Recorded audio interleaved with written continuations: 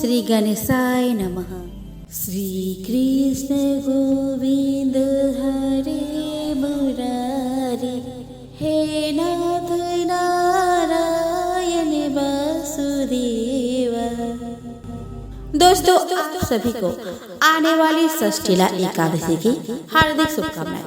दोस्तों, आज इस वीडियो में मैं आपको बताऊंगी साल 2024 में षष्ठीला एकादशी कब है, इसके शुभ मुहूर्त क्या होगा। हम जानेंगे इसके महत्व और पूजन विधि के बारे में। साथ ही जानेंगे इस व्रत में क्या करें और क्या ना करें, व्रत में क्या खाए और क्या ना खाए, और हम श्रवण करेंगे एकादशी व्रत कथा की। तो चलिए दोस्तों, यह वीडियो शुरू करें।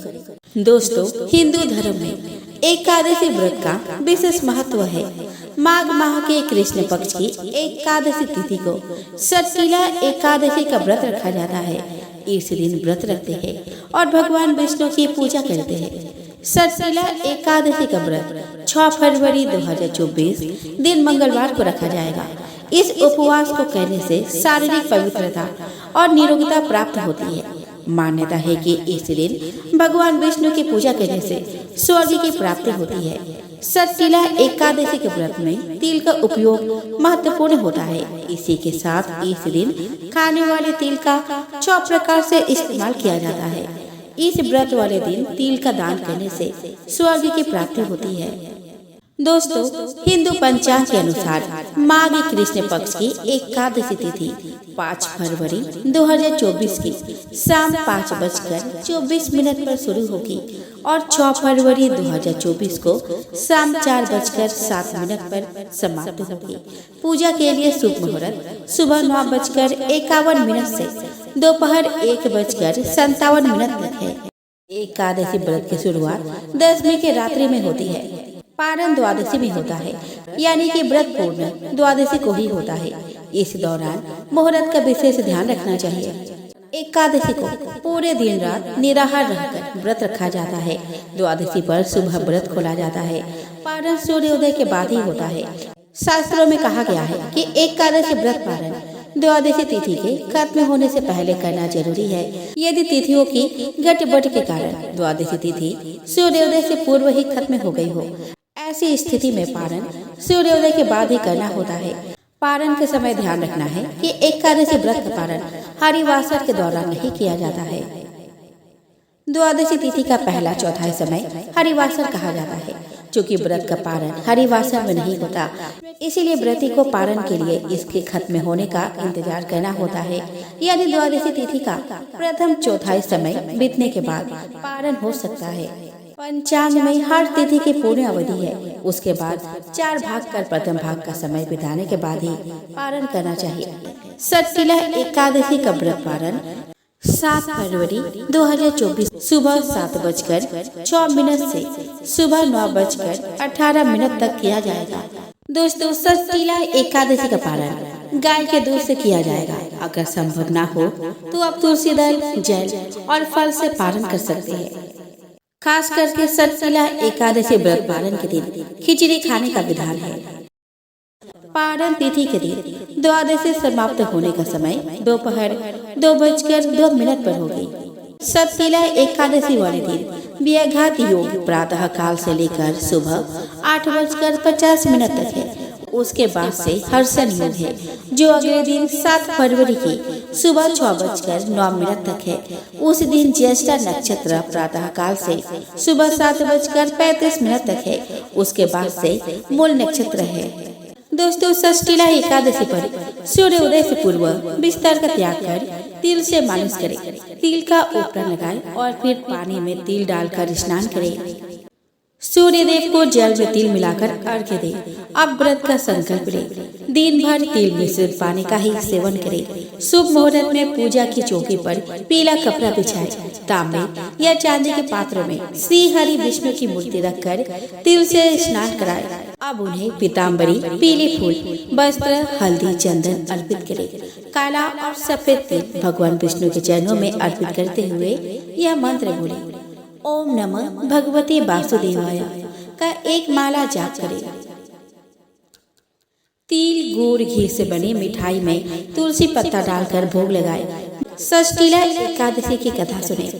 14 मुखी घी का दीपक लगाकर विष्णु सहस्रनाम का पाठ करे। अब काले सफेद तिल, गुड़, घी, हवन की सामग्री, लौंग, नारियल आदि से हवन करे। वैसे एकादशी के दिन रात्रि में हवन करना उत्तम माना जाता है। श्री हरि विष्णु की आरती कर जरूरतमंदों को तिल से बनी मिठाई, लड्डू का जरूर दान करे। ब्राह्मण को तिल युक्त भोजन कराए। रात्रि में जागकर भजन कीर्तन करे और फिर अगले दिन द्वादशी तिथि पर शुभ मुहूर्त में व्रत का पालन करे। पूजा में चढ़ाई तिल की मिठाई खाकर ही व्रत खोले। इससे व्रत पूर्ण माना जाता है। धार्मिक मान्यता है कि षष्ठीला एकादशी का व्रत करने से हजारों वर्ष तपस्या करने के अधिक फल मिलता है।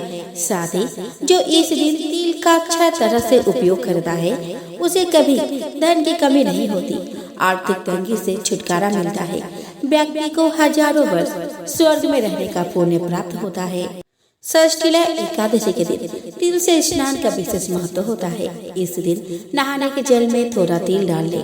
तिल से स्नान करने के बाद विधि पूर्वक भगवान विष्णु की पूजा करें। मान्यता है कि ऐसा करने से दुर्भाग्य दूर होता है। षष्ठीला एकादशी के दिन तिल का उपटन लगाना चाहिए। ऐसा करने से शरीर के सभी रोग दोष दूर होते हैं। तिल का उपटन शरीर में गर्मी लाता है और ठंड से भी बचाता है। षष्ठीला एकादशी के दिन पूजन में तिल से हवन किया जाता है। आप 5 मुट्ठी तिल से हवन करें। ऐसा करने से श्री हरि प्रसन्न होते हैं और मनोवांछित फल प्रदान करते हैं।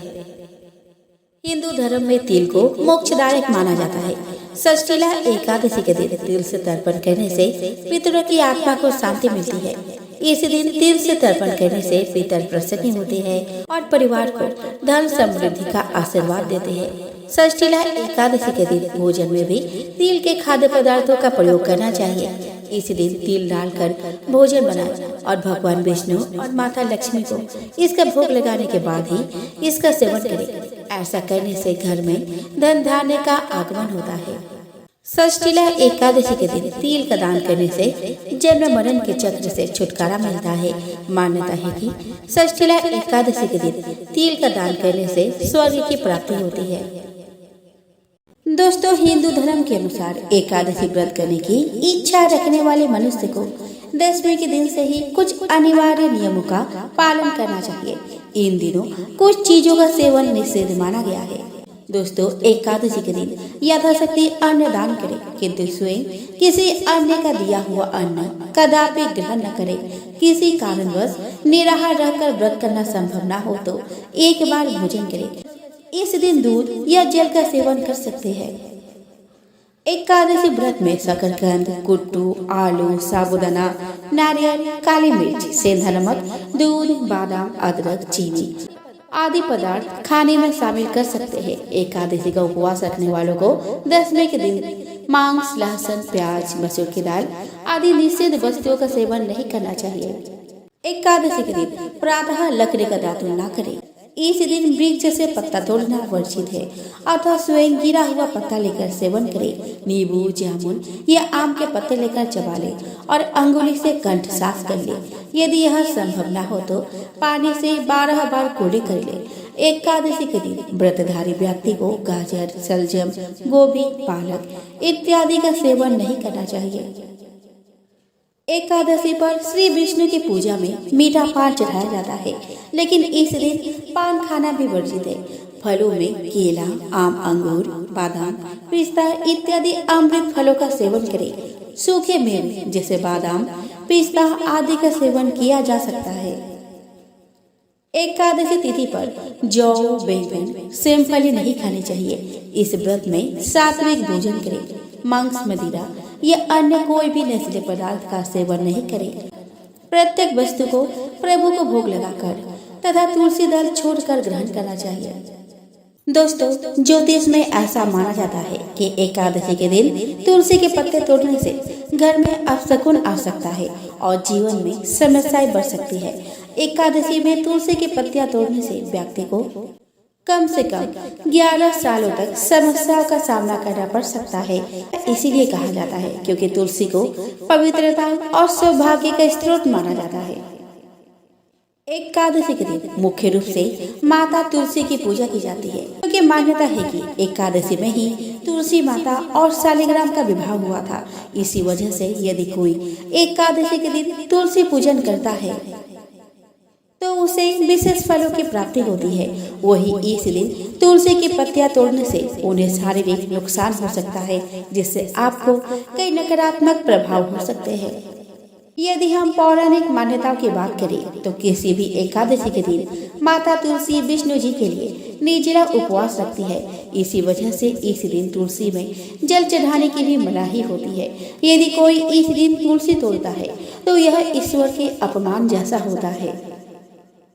क्योंकि तुलसी की पत्तियां के बिना भगवान विष्णु को भोग स्वीकार्य नहीं होता, इसीलिए आप एकादशी तिथि लगने के एक दिन पहले ही तुलसी की पत्तियां तोड़ कर रख लें।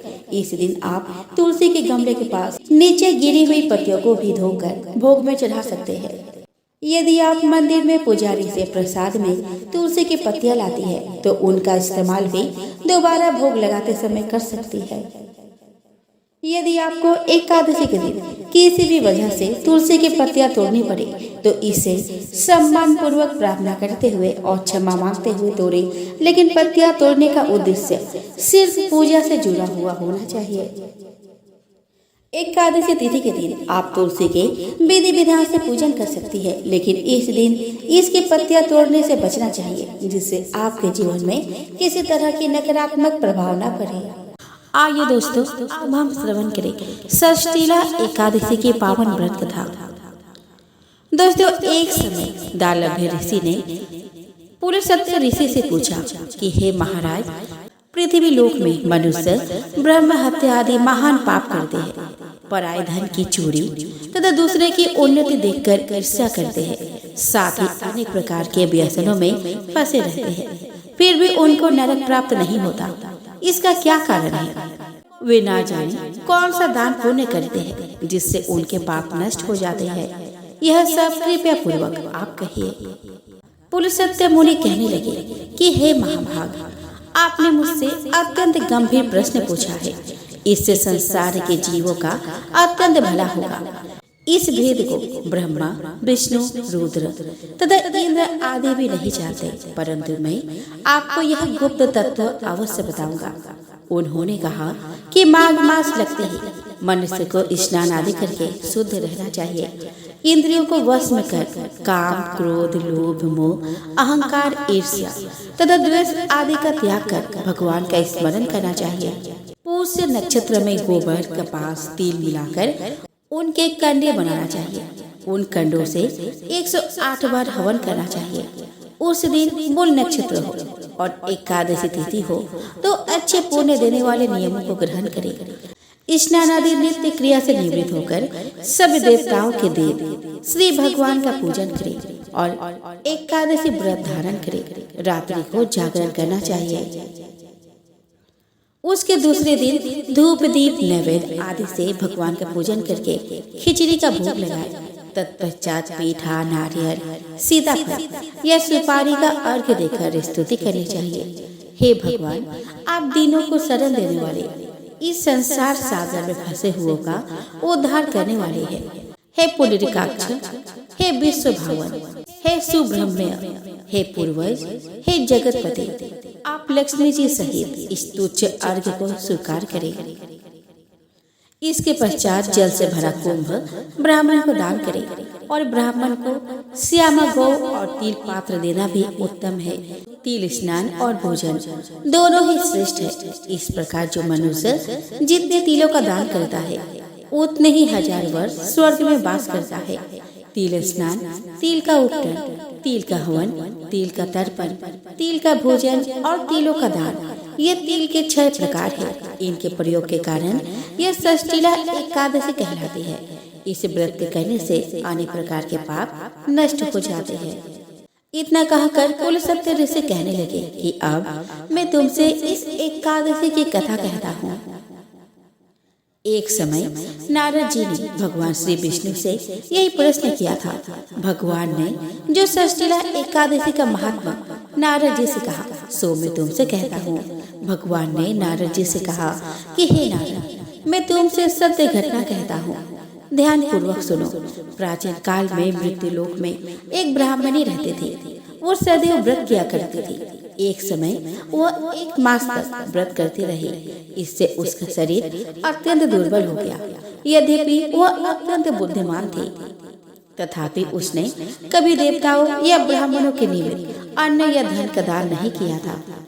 इससे मैंने सोचा कि ब्राह्मणी ने व्रत आदि से अपना शरीर शुद्ध कर लिया है, अब इसे विष्णु लोक तो मिल ही जाएगा। परंतु इसने कभी अन्न का दान नहीं किया, इससे इसकी तृप्ति होना कठिन है। भगवान ने आगे कहा कि ऐसा सोचकर मैं भिखारी के वेश में मृत्यु लोक में उस ब्राह्मणी के पास गया और उससे भिक्षा मांगी। वह ब्राह्मणी बोली कि महाराज, किस लिए आई हो? मैंने कहा कि मुझे भिक्षा चाहिए। इससे उसने एक मिट्टी का ढेला मेरे भिक्षा पात्र में डाल दिया। मैं उसे लेकर स्वर्ग में लौट आया। कुछ समय बाद ब्राह्मणी भी शरीर त्याग कर स्वर्ग में आ गई। उस ब्राह्मणी को मिट्टी का दान करने से स्वर्ग में सुंदर महल मिला, परंतु उसने अपने घर को अन्न आदि सब सामग्रियों से शून्य पाया। घबराकर वह मेरे पास आई और कहने लगे कि भगवान, मैंने अनेक व्रत आदि से आपकी पूजा की, परंतु फिर भी मेरा घर अन्न आदि सब वस्तुओं से शून्य है। इसका क्या कारण है? इस पर मैंने कहा कि पहले तुम अपने घर जाओ। देव स्त्रियां आएंगी तुम्हें देखने के लिए। पहले उनसे षष्ठीला एकादशी का पुण्य और विधि सुन लो, तब द्वार खोलना। मेरे ऐसे वचन सुनकर वह अपने घर गए। जब देव स्त्रियां आई और द्वार खोलने को कहा तो ब्राह्मणी बोली, आप मुझे देखने आई हैं तो षष्ठीला एकादशी का महात्म्य मुझसे कहो। उनमें से एक देव स्त्री कहने लगी कि मैं कहती हूँ। जब ब्राह्मणी ने षष्ठीला एकादशी का महात्म्य सुना तब द्वार खोल दिया। देवगनाओं ने उसको देखा कि ना तो वह गांधर्वी है और ना ही असुरी है, वरन पहले जैसी मानुषी है। उस ब्राह्मणी ने उनके कथन अनुसार षष्ठीला एकादशी का व्रत किया। इसके प्रभाव से वह सुंदर और रूपवती हो गई तथा उसका घर अन्न आदि समस्त सामग्रियों से युक्त हो गया। अतः मनुष्य को मूर्खता त्याग कर षष्ठीला एकादशी का व्रत और लोभ न करके तिल आदि का दान करना चाहिए। इससे दुर्भाग्य, दरिद्रता तथा अनेक प्रकार के कष्ट दूर होकर मोक्ष की प्राप्ति होती है। सतयुग में मोर नाम का दैत्य उत्पन्न हुआ। वह बड़ा बलवान और भयानक था। उस प्रचंड दैत्य ने इंद्र, आदित्य, वसु, वायु, अग्नि आदि सभी देवताओं को पराजित करके भगा दिया। तब इंद्र सहित सभी देवताओं ने भयभीत होकर भगवान शिव से सारा वृत्तांत कहा और बोले कि हे कैलाशपति, मोर दैत्य से भयभीत होकर सभी देवता मृत्यु लोक में फिर रहे हैं। तब भगवान शिव ने कहा कि हे देवताओं, तीनों लोकों के स्वामी, भक्तों के दुखों का नाश करने वाले भगवान विष्णु की शरण में जाओ, वही तुम्हारी दुखों को दूर कर सकते हैं। शिव जी के ऐसे वचन सुनकर सभी देवता क्षीर सागर में पहुँचे। वहाँ भगवान को शयन करते देख हाथ जोड़कर उनकी स्तुति करने लगे कि हे देवताओं द्वारा स्तुति करने योग्य प्रभु, आपको बारंबार नमस्कार है। देवताओं की रक्षा करने वाले मधुसूदन, आपको नमस्कार है। आप हमारी रक्षा करें। दैत्यों से भयभीत होकर हम सब आपके शरण में आए हैं। आप इस संसार के कर्ता, माता पिता, उत्पत्ति और पालन करता और संहार करने वाले हैं। सबको शांति प्रदान करने वाले हैं। आकाश और पाताल भी आप ही है। सबके पितामह ब्रह्मा, सूर्य, चंद्र, अग्नि, सामग्री, होम, आहुति, मंत्र, तंत्र, जप, यजमान, यज्ञ, कर्म करता, भोक्ता भी आप ही है। आप सर्वव्यापक है। आपके सिवा तीनों लोक में चर तथा अचर कुछ भी नहीं है। हे भगवान, दैत्यों ने हमको जीतकर स्वर्ग से भ्रष्ट कर दिया है और हम सब देवता इधर उधर भागे भागे फिर रहे हैं। आप उन दैत्यों से हम सब की रक्षा करें। इंद्र के ऐसे वचन सुनकर भगवान विष्णु कहने लगे कि हे इंद्र, ऐसा मायावी दैत्य कौन है जिसने सब देवताओं को जीत लिया है? उसका नाम क्या है? उसमें कितना बल है और किसके आश्रय में है तथा उसका स्थान कहाँ है?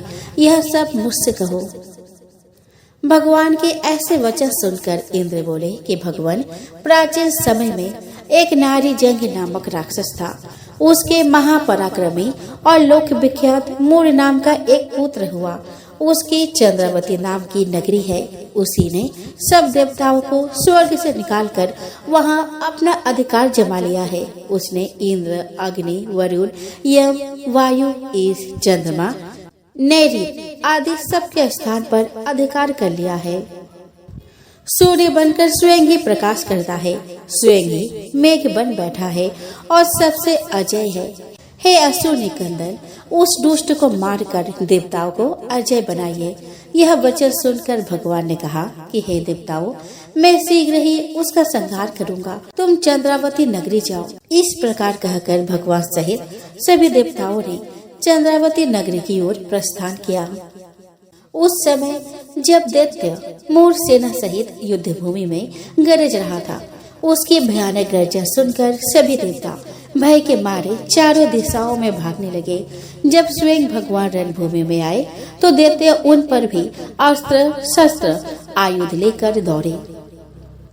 भगवान ने उन्हें सर्प के समान अपने बाणों से बांध डाला। बहुत से दैत्य मारे गए, केवल मूर बचा रहा। वो अविचल भाव से भगवान के साथ युद्ध करता रहा। भगवान जो भी तीक्ष्ण बाण चलाते वह उसके लिए पुष्प सिद्ध होते। उसका शरीर छिन्न भिन्न हो गया, किंतु वह लगातार युद्ध करता रहा। दोनों के बीच मल्ल युद्ध भी हुआ। 10,000 वर्ष तक उनका युद्ध चलता रहा, किंतु मूर नहीं हारा। थक कर भगवान बद्र का आश्रम चले गए। वहाँ हेमवती नामक सुंदर गुफा थी। उसमें विश्राम करने के लिए भगवान उसके अंदर प्रवेश कर गए। यह गुफा 12 योजन लंबी थी और उसका एक ही द्वार था। विष्णु भगवान वह युग निद्रा की गोद में सो गए। मोर भी पीछे पीछे आ गया और भगवान को सोया देखकर मारने को उद्धत हुआ। तभी भगवान के शरीर से उज्जवल कांतिमय रूप वाली देवी प्रकट हुई।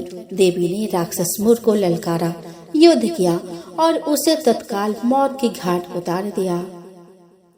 श्री हरि जब युग निद्रा की गोद से उठे तो सब बातों को जानकर उस देवी से कहा कि आपका जन्म एकादशी के दिन हुआ है, अतः आप उत्पन्ना एकादशी के नाम से पूजित होंगे। आपके भक्त वही होंगे जो मेरे भक्त हैं। तो प्रेम से बोलो जय श्री हरि। दोस्तों, एक राजा के राज्य में सभी लोग एकादशी का व्रत रखते थे। प्रजा तथा नौकर चाकर से लेकर पशुओं तक को एकादशी के दिन अन्न नहीं दिया जाता था। एक दिन किसी दूसरे राज्य का एक व्यक्ति राजा के पास आकर बोला कि महाराज, कृपया करके मुझे नौकरी पर रख ले।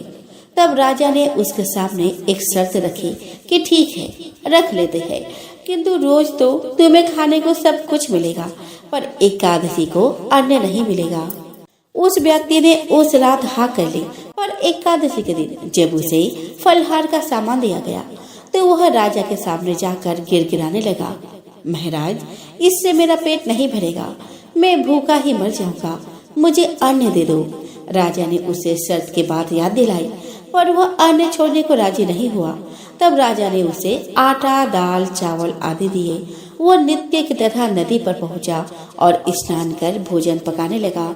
जब भोजन बन गया तो वह भगवान को बुलाने लगा कि आओ भगवान, भोजन तैयार है। उसके बुलाने पर पीताम्बर धारण किए भगवान चतुर्भुज रूप में आ पहुँचे और प्रेम से उसके साथ भोजन करने लगे।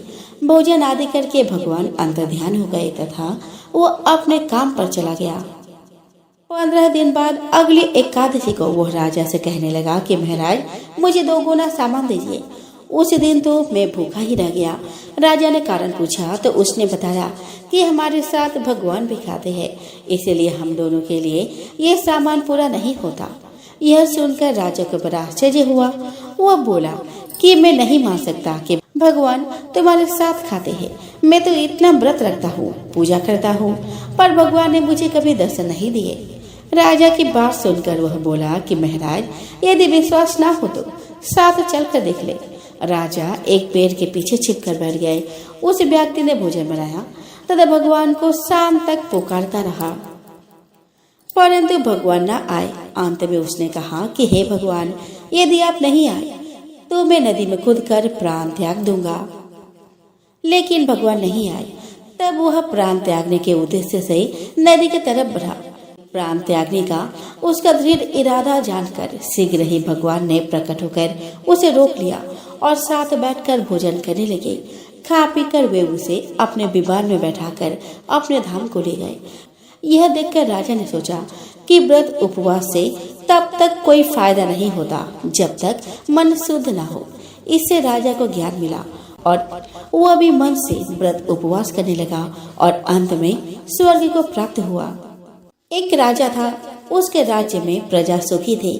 एकादशी को कोई भी अन्न नहीं बेचता था, सभी फलाहार करते थे।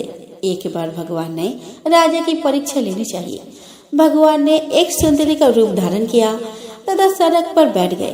तभी राजा उधर से निकला और सुंदरी को देखकर चकित रह गया। उसने पूछा कि हे सुंदरी, तुम कौन हो और इस तरह यहाँ क्यों बैठी हो? तब सुंदर स्त्री बने भगवान बोले कि मैं निराश्रिता हूँ, नगर में मेरा कोई जान पहचान नहीं है, किससे सहायता मांगो? राजा उसके रूप पर मोहित हो गया था। वह बोला, तुम मेरे महल में चलकर मेरी रानी बनकर रहो। सुंदरी बोली कि मैं तुम्हारी बात मानूंगी, पर तुम्हें राज्य का अधिकार मुझे सौंपना होगा। राज्य पर मेरा पूर्ण अधिकार होगा। मैं जो भी बनाऊंगी तुम्हें खाना होगा। राजा उसके रूप पर मोहित था, अतः उसके सभी शर्तें स्वीकार कर ली। अगले दिन एकादशी थी। रानी ने हुक्म दिया कि बाजारों में अन्य दिनों की तरह अन्न बेचा जाए। उसने घर में मांस, मछली आदि पकवाए और परोसकर राजा से खाने के लिए कहा। यह देखकर राजा बोला कि रानी, आज एकादशी है, मैं तो केवल फलाहार ही करूँगा। तब रानी ने शर्त की याद दिलाई और बोली, या तो खाना खाओ, नहीं तो मैं बड़े राजकुमार का सिर काट दूंगी। राजा ने अपनी स्थिति बड़ी रानी से कही तो बड़ी रानी बोली कि महाराज, धर्म ना छोड़े, बड़े राजकुमार का सिर दे दे। पुत्र तो फिर मिल जाएगा पर धर्म नहीं मिलेगा। इसी दौरान बड़ा राजकुमार खेल कर आ गया। माँ की आंखों में आंसू देखकर वह रोने का कारण पूछने लगा तो माँ ने उसे सारी स्थिति बता दी। तब वह बोला कि मैं सिर देने को तैयार हूँ, पिताजी की धर्म की रक्षा होगी और जरूर होगी। राजा दुखी मन से राजकुमार का सिर देने को तैयार हुआ तो रानी के रूप से भगवान विष्णु ने प्रकट होकर असली बात बताई कि राजन, तुम इस कठिन परीक्षा में पास हुए। भगवान ने प्रसन्न मन से राजा से वर मांगने को कहा तो राजा बोला, आपका दिया हुआ सब कुछ है, हमारा उद्धार करे। उसी समय वहाँ एक विमान उतरा। राजा ने अपना राज्य पुत्र को सौंप दिया और विमान में बैठकर परम धाम को चले गए। दोस्तों, एक गांव में एक गरीब बुढ़िया रहती थी। उसका अपना सगा कोई नहीं था। वह दिन रात कान्हा जी के भक्ति में लीन रहा करती थी और रोज सुबह गंगा स्नान करने जाती थी। उस निर्धन बुढ़िया की भक्ति से भगवान कृष्ण बहुत ज्यादा खुश थे और वह खुद उसके कुटिया की खिड़की पर एक कटोरी में खिचड़ी रखकर रोज चले जाते थे, जिसे कि वह बुढ़िया नहाकर आने के बाद खा लेती थी। बरसों तक यह सिलसिला चलता रहा, लेकिन उसके पड़ोसन को इस बात की काफी जलन थी। एक दिन जब बुढ़िया नहाने गई थी और कृष्ण जी उसके घर की खिड़की पर खिचड़ी रख कर गए तो वह दुष्ट पड़ोसन ने वो खिचड़ी का कटोरा घर के पिछवाड़े फेंक दिया। जब गंगा स्नान के बाद बुढ़िया घर लौटी तो उसे वह कटोरा नहीं मिला। बुढ़िया बहुत दुखी हुई और भूखी ही रह गई। पड़ोसन यह सब देखकर बहुत खुश हुई, लेकिन जहाँ उसने खिचड़ी फेंकी थी वहाँ एक तुलसी का पौधा उगाया। एक बार उस राज्य की रानी बाहर टहल रही थी, तब उसका ध्यान उस तुलसी के पौधे पर पड़ा। उसने उस तुलसी के पौधे को उखाड़कर अपने महल के आंगन में लगा दिया, जिससे वह हर रोज ब्रह्म मुहूर्त में उठकर स्नान करने के बाद उसे जल से सींचती थी। दोस्तों, तुलसी जी के प्रताप से वह रानी जल्द ही गर्भवती हो गई और 9 महीने बाद उसने जुड़वा बच्चे को जन्म दिया। वे दोनों जब बड़े हो गए तब वह दोनों किसी से भी बोलते नहीं थे, लेकिन जब वह दोनों शिकार पर जाते तब रास्ते में उन्हें वही बुढ़िया मिलती जो अभी भी यही कहती कि कहाँ गई मेरी खिचड़ी और कहाँ गया मेरा कटोरा। बुढ़िया की बात सुनकर वह दोनों कहते कि हम है तेरी खिचड़ी और हम है तेरा कटोरा।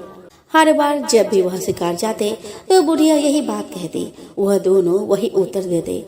यह बात जब राजा को पता चली तो वह बहुत हैरान हुए। उन्होंने तुरंत सैनिकों को उसे लाने के लिए भेजा। दरबार में जब वो बूढ़ी महिला पहुंची तो राजा ने पूछा कि मेरे दोनों बेटे किसी से बात नहीं करते, लेकिन आपसे बात करते हैं, क्यों और कैसे? इस पर बुढ़िया ने कहा कि मुझे ये सब तो नहीं पता, लेकिन हाँ, मैं तो अपना खिचड़ी वाला कटोरा खोज रही थी। तब एक दिन ये दोनों मुझे मिले और कहने लगे कि मैं आपका कटोरा हूँ और मैं ही आपकी खिचड़ी हूँ, और तब से ये मुझसे मिलने आने लगे। राजा को यह सब सुनकर काफी हैरानी हुई, लेकिन उसने बुढ़िया को प्रणाम किया और उन्हें राज दरबार में विशेष अतिथि बनाकर हमेशा के लिए रख लिया। यह बात देखकर दोनों राजकुमार काफी प्रसन्न हुए। उन्होंने तुरंत राजा को प्रणाम किया और दोनों ने बोलना प्रारंभ कर दिया। एक समय की बात है कि भगवान विष्णु का विवाह लक्ष्मी जी के साथ निश्चित हो गया। विवाह की तैयारी होने लगी। सभी देवताओं को निमंत्रण भेजे गए, परंतु गणेश जी को निमंत्रण नहीं दिया गया। कारण जो भी रहा हो, अब भगवान विष्णु की बारात जाने का समय आ गया। सभी देवता अपने पत्नियों के साथ विवाह समारोह में आए। उन सब ने देखा कि गणेश जी कहीं दिखाई नहीं दे रहे। तब वे आपस में चर्चा करने लगे कि क्या गणेश जी को नहीं न्योता है या स्वयं गणेश जी नहीं आए हैं। सभी को इस बात पर आश्चर्य होने लगा। तभी सबने विचार किया कि विष्णु भगवान से ही इसका कारण पूछा जाए। विष्णु भगवान से पूछने पर उन्होंने कहा कि हमने गणेश जी के पिता भोलेनाथ महादेव को नेवता भेजा है। यदि गणेश जी अपने पिता के साथ आना चाहते हैं तो आ जाते, अलग से नेवता देने की कोई आवश्यकता भी तो नहीं थी। दूसरी बात यह है कि उनको 1.25 मन मूंग, 1.25 मन चावल, 1.25 मन घी और 1.25 मन लड्डू का भोजन दिन भर में चाहिए। यदि गणेश जी नहीं आएंगे तो कोई बात नहीं, दूसरे के घर जाकर इतना सारा खाना पीना अच्छा भी तो नहीं लगता। इतनी वार्ता कर ही रहे थे कि किसी एक ने सुझाव दिया कि यदि गणेश जी आ भी जाए तो उनको द्वारपाल बनाकर बैठा देंगे कि आप घर का ख्याल रखना। आप तो चूहे पर बैठकर धीरे धीरे चलोगे तो बारात से बहुत पीछे रह जाओगे। यह सुझाव भी सबको पसंद आ गया तो विष्णु भगवान ने भी अपनी सहमति दे दी। होना क्या था, इतने में गणेश जी वहां आ पहुँचे और उन्होंने समझा बुझाकर घर की रखवाली करने बैठा दिया। बारात चल दी। तब नारद जी ने देखा कि गणेश जी तो दरवाजे पर ही बैठे हुए हैं, तो वे गणेश जी के पास गए और रुकने का कारण पूछा। गणेश जी कहने लगे कि विष्णु भगवान ने मेरा बहुत अपमान किया है। नारद जी ने कहा कि आप अपने मूषक सेना को आगे भेज दे तो वह रास्ता खोद देगी, जिससे उनके वाहन धरती में धंस जाएंगे। तब आपको सम्मान पूर्वक उनको बुलाना ही पड़ेगा। अब तो गणेश जी ने भी अपनी मूषक सेना जल्दी से आगे भेज दी और सेना ने जमीन खोखली कर दी। जब बारात वहां से निकली तो रथों के पहिए धरती में धंस गए। लाख कोशिश करे परंतु पहिए नहीं निकले। सभी ने अपने अपने उपाय किए परंतु पहिए तो नहीं निकले, बल्कि जगह जगह से टूट गए। किसी की समझ में नहीं आ रहा था कि अब करे तो क्या करे। तब नारद जी ने कहा कि आप लोगों ने गणेश जी को अपमान करके अच्छा नहीं किया।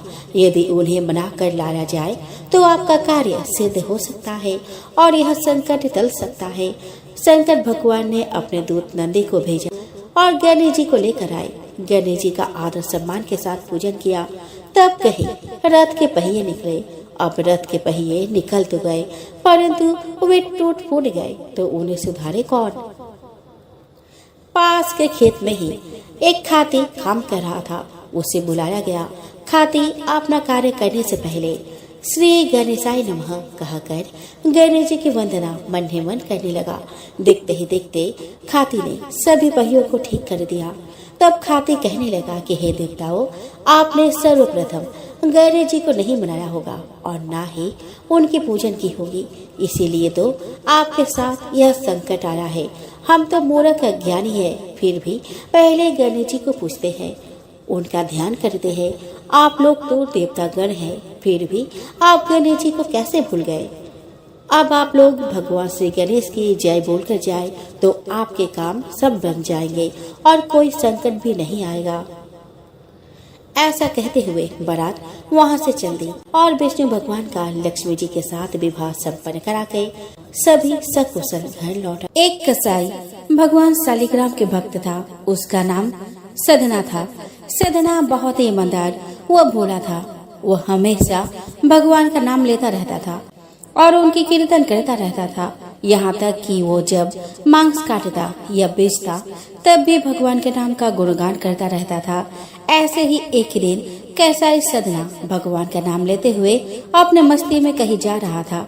तभी अचानक से उसे अपने पैरों में पत्थर का स्पर्श महसूस हुआ।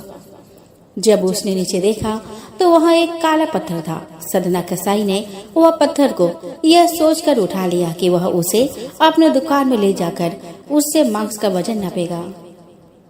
अगले दिन से कसाई उस पत्थर से मांस तोलने लगा। जो भी आता वह उसी पत्थर से मांस तोल कर देता था। यह कोई मामूली पत्थर नहीं था। इसकी एक खास बात यह थी कि वह जितना भी वजन करना चाहता है वह काला पत्थर भी उतने ही वजन का हो जाता है। समय के साथ साथ उस काले पत्थर की लोकप्रियता धीरे धीरे पूरे गांव में फैलने लगी। जब भी सदना को मांस तोलना होता है वह पत्थर उतने ही वजन का हो जाता है। अगर सदना को 1 किलो मांस तोलना होता तो वह पत्थर 1 किलो का हो जाता और यदि उसे आधा किलो का तोलना होता तो आधा किलो का हो जाता था। इस असाधारण पत्थर को देखने के लिए दूर दूर से लोग आने लगे और सदना के दुकान पर भीड़ बढ़ने लगी। भीड़ बढ़ने की वजह से कसाई सदना का मांस की बिक्री भी बढ़ गई थी। फिर एक दिन धीरे धीरे यह बात एक ज्ञानी ब्राह्मण के पास पहुंची। लेकिन ब्राह्मण ऐसे जगह पर जाना तो नहीं चाहता था जहां पर मांस की बिक्री होती हो। लेकिन उस चमत्कारी और असाधारण पत्थर को देखने की जिज्ञासा ने उसको वहां तक लेकर चली गई। वहां पर पहुंचकर ब्राह्मण दूर से ही सदना कसाई को उस पत्थर से मांस तोलते हुए देख रहा था और उसने देखा कि किस प्रकार से वह पत्थर आवश्यकता के अनुसार अपना वजन परिवर्तित कर लेता था। यह देखकर ब्राह्मण एकदम आश्चर्यचकित हुआ।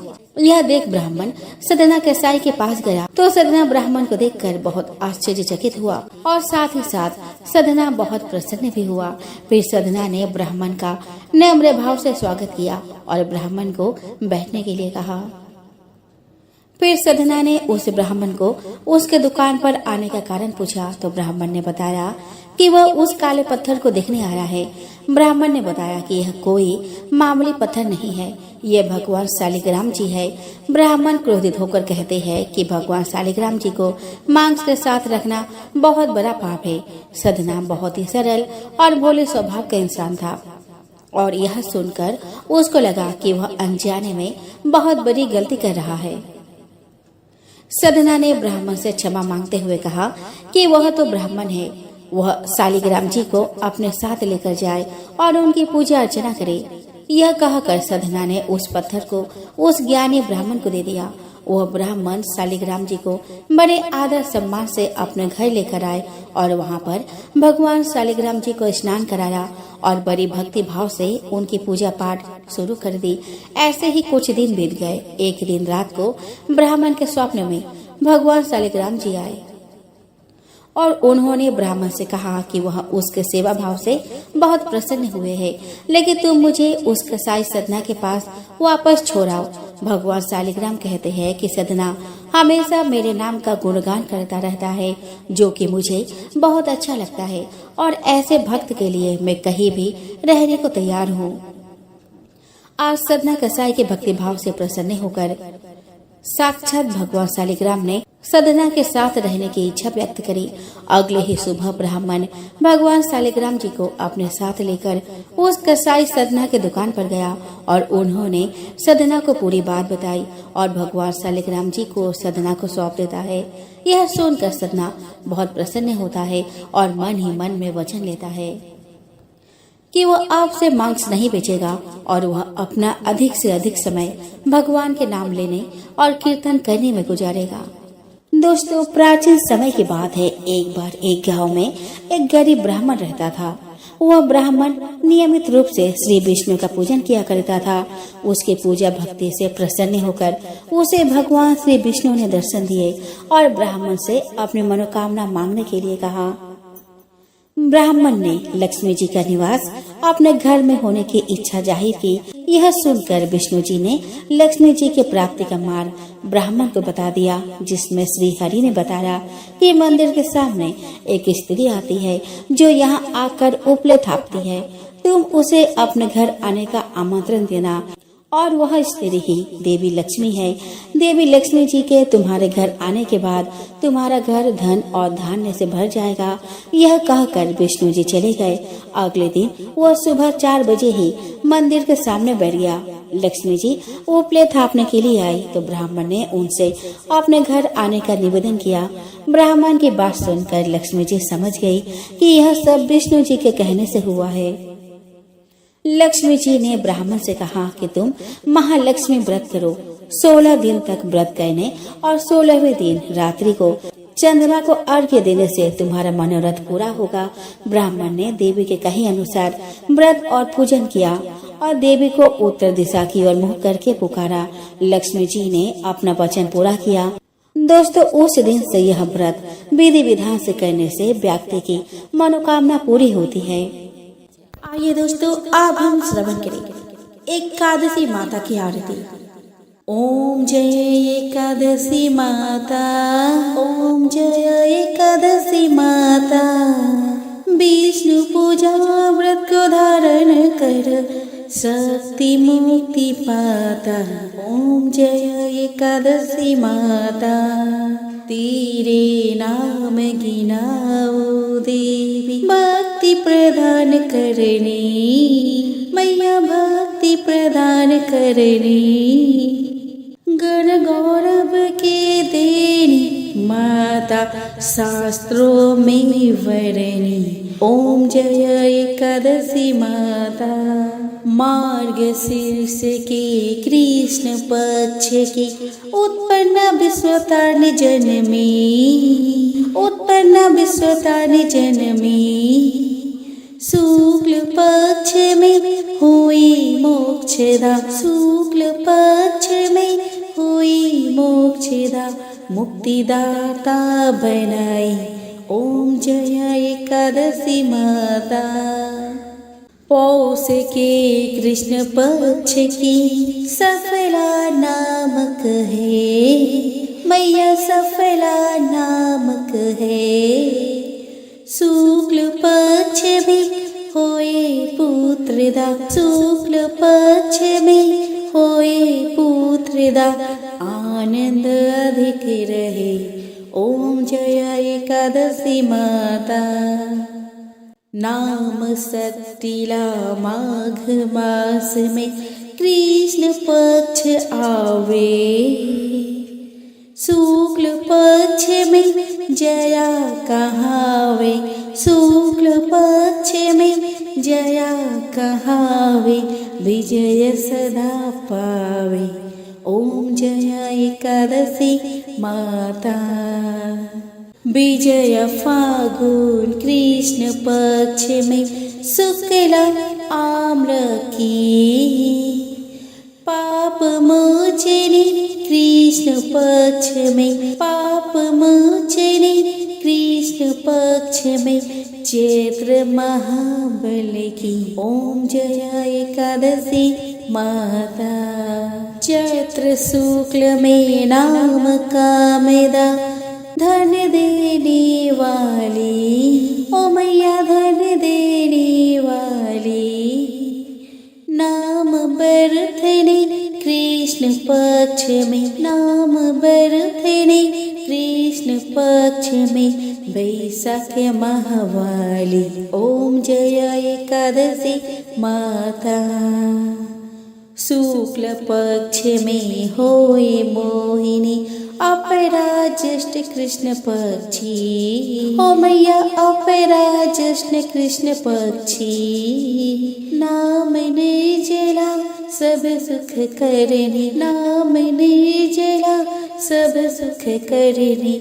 शुक्ल पक्षी रखी ओम जय एकादशी। योगिनी नाम आषाढ़ में जानो कृष्ण पक्ष करनी ओ मैया, कृष्ण पक्ष करनी। देव सयानी नाम कहावो, देव सयानी नाम कहावो, शुक्ल पक्ष धरणी ओम जय एकादशी। कामिका श्रावण मास में आवे, कृष्ण पक्ष कहिए, ओ मैया कृष्ण पक्ष कहिए। श्रावण शुक्ला होए पवित्र, श्रावण शुक्ला होए पवित्र, आनंद से रहिए ओम जय एकादशी माता। आजा भाद्रपद कृष्ण पक्ष की परिवर्तन शुक्ला, ओ मैया परिवर्तन शुक्ला। इंद्र आश्विन कृष्ण पक्ष में, इंद्र आश्विन कृष्ण पक्ष में, व्रत से भव सागर निकला ओम जय एकादशी माता। पापंकुशा है शुक्ल पक्ष में, पापंकुशा है शुक्ल पक्ष में, आप हरणहारी। रमा मास कार्तिक में आवे, रमा मास कार्तिक में आवे, सुखदायक भारी ओम जय एकादशी माता। देवोत्थाने शुक्ल पक्ष की, देवोत्थाने शुक्ल पक्ष की, दुख नाशक मैया। पावन मास में करूं विनती, पावन मास में करूं विनती, पार करो नैया ओम जय एकादशी मैया। परमा कृष्ण पक्ष में होती, परमा कृष्ण पक्ष में होती, जन मंगल करने। शुक्ल मास में होए पद्मिनी, शुक्ल मास में होए पद्मिनी, दुख दारिद्र हरणी ओम जय एकादशी माता।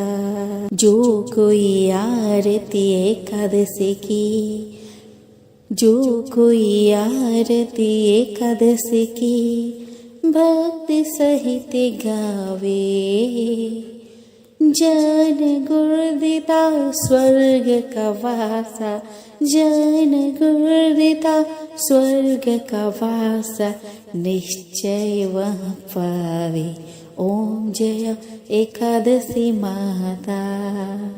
एकादशी माता की जय।